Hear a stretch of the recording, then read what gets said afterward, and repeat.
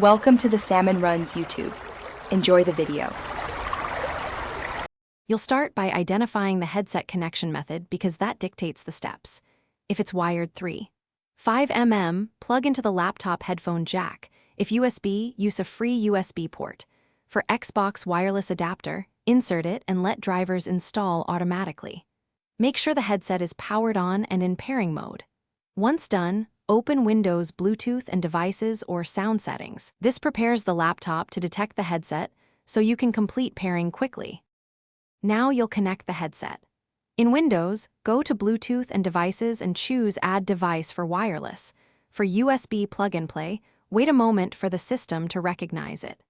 Press and hold the headset's pairing button until the LED flashes, then select the headset from the device list.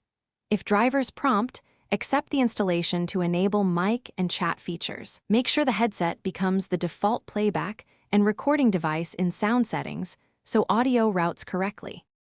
Finish by confirming audio routing and testing both speakers and microphone.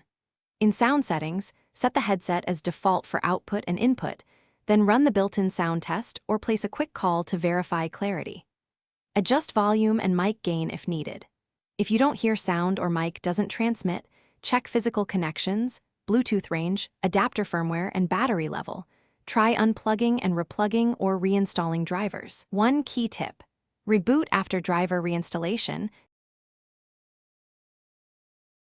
Thanks for watching. Consider subscribing if we helped you.